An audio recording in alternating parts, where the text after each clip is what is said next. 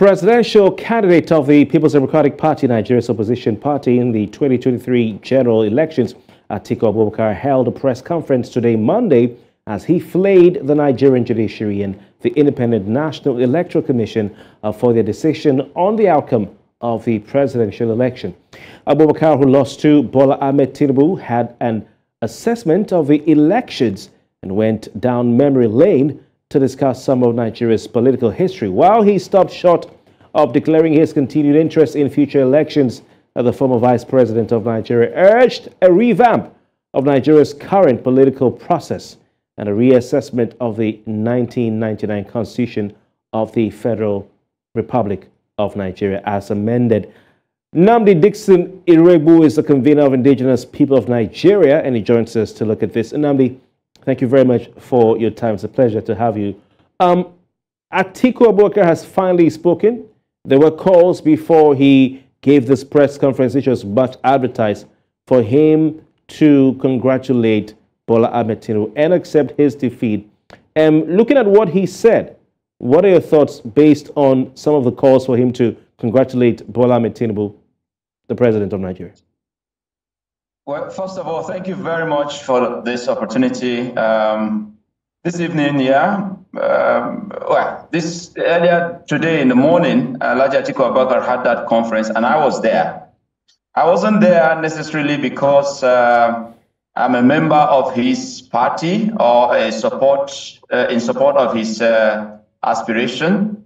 However, I went there because it was a duty that we owed our nation. That moments like this, we needed leaders to speak up. And I was glad that he did speak up.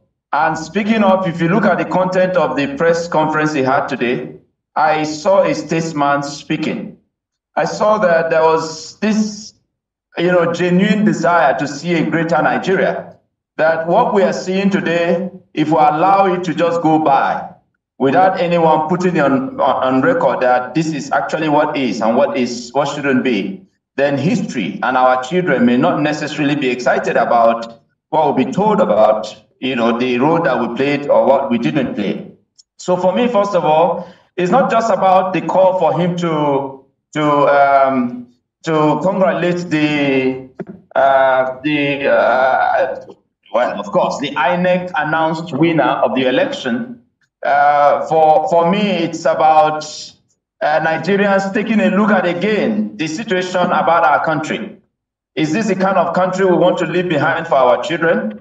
I don't think so. So, well, he has become the president as announced by INEC and also upheld by the apex court in the land.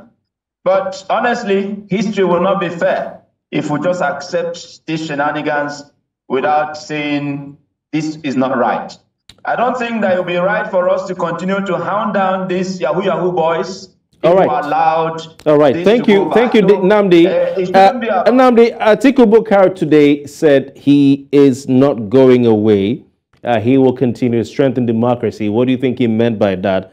Because Ohaneze, we're told Ohaneze and Igbo have said to him that he should retire from politics. He should retire from politics and go take a rest, is what they're saying. And indeed, the All Progressives Congress has also said that if there's a factional Secretary General of Ohaneze and Igbo, who is Okechukwu Isiguzoro, but he said it all the same. So is it time for Atiku Abubakar, having tried to taking a shot at the presidency of Nigeria several times? He did it this election, the last one, the previous one, he lost.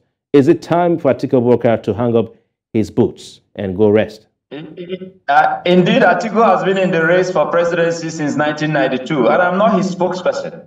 All right, it is his decision to make when he wants to stop this aspiration. However, the Constitution of Nigeria allows for anyone to aspire to want to lead the country. So if the Constitution has not denied him this right, why should anyone, persuade him or want to stop him from aspiring? The desire to serve Nigeria and indeed to fix Nigeria should be in the heart of every statesman. So I do not have a problem with him aspiring. But however, he also made a statement in that press conference. He said it is time for the younger ones to push forward. So the call is obvious that if the younger ones will come forward. Why not? And I think we do have someone, that is that has been embraced by the young population in Nigeria, and Peter Obi. So, but the decision to stop the desire to want to serve Nigeria as president is the decision that only Atiku Abubakar should make. And I think we should respect him, because by every means, the Constitution allows him to aspire to want to serve. Yes, however, every Nigerian should be worried about the state of our country. Right. We are all worried. Indeed, he did say that, quote, the struggle, or that struggle, should now be led by the younger generation of Nigerians who have even more at stake than my generation. Is this a hint that he will not be running for the presidency again? Because he also said, as for me and my party, this phase of work is done. No, he stated clearly that it's going nowhere, He stated clearly that it's not anybody who is expecting that he would now stop participating in the affairs of nation building, that person is making a mistake. Yeah, but do you think this suggests that he would be running for president? I'm sorry? We're talking about running for the office of president. He didn't say that he will be running for president, but like I said, the Constitution has not barred him from contesting to be president of Nigeria. So it's his decision. Who is afraid of Atiku? But personally, if you ask me my opinion, then I can tell you. But the decision about wanting to serve Nigeria as president, I think sincerely, it's a genuine aspiration of his, and I respect him for the consistency and all of it. It's tiring for one to run for this office, and then if maybe the process went clean and a winner emerged and he lost, one can understand it. But where we have this kind of sham that we experienced in 2023, February 25th, 2023, and he still says, listen, I'm going nowhere, this is my country, and the desire to fix Nigeria, see Nigeria working, is utmost in my heart. I think that's commendable. But he also charged the young people to wake up to the responsibility that Nigeria, is our country. We cannot jump out of our country. I think today, after listening to Atiku Abubakar, I saw a statesman. However, if you now want my sincere opinion, whether Atiku Abubakar should continue to aspire to be president of Nigeria, then now let me tell you. My name is Dickson-Iroegbu, and I had told Atiku Abubakar in an open letter in November 2019, because I supported him in 2019. Then I wrote him an open letter saying that it was the turn of the southern Nigeria, particularly the southeast, and that the best thing he could do was to raise his then number two hand. We have to go. But of course, that he didn't listen to that, and all that. Like I said, also he has a constitutional right to aspire.